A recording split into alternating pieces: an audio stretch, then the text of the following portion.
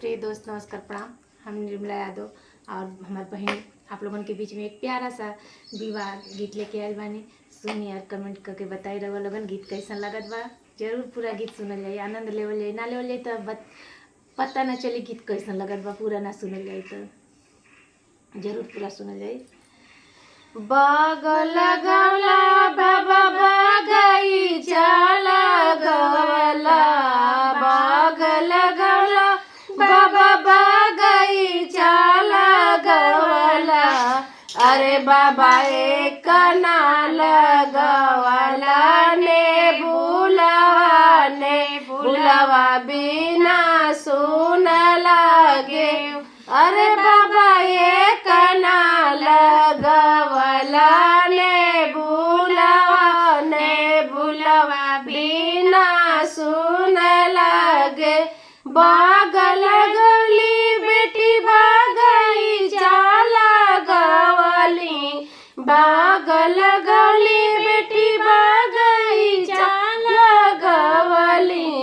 अरे बेटी एक ना लगवली ने भूलवा सजन लोगवा तोड़ लिए।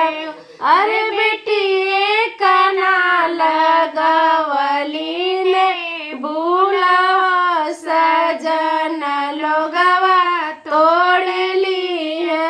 गैया खरीदला बाबा भैंसिया खरीदला, गैया खरीदला बाबा भैंसिया खरीदला। अरे बाबा एक ना खरीदला बछड़वा बिना सुन लगे। अरे बाबा एक ना खरीदला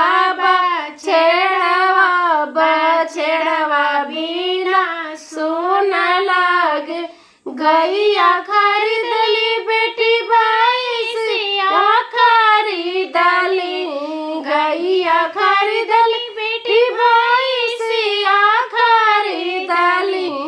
अरे बेटी एक ना खरीदली बछड़वा सजन लोगवा ले ली है।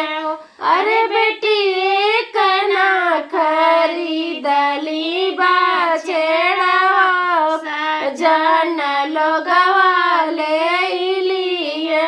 कोठवा उठवला बाबा आटरिया गोठवला, कोठवा उठवला बाबा आटरिया उठवला।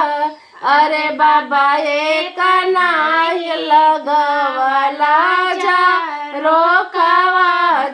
रोखवा बिना सुन लगे। अरे बाबा एक ना गवला खिड़किया बिना सुन लगे। कोठवा उठवली बेटी कोठरिया उठवली, कोठवा उठवली बेटी अटरिया उठवली। अरे बेटी एक ना लगवली खिड़किया बिना सुन लगे। अरे बेटिया माँ तुहरी झाकी है जा रोखवा सजन लोगवा देख ली है। अरे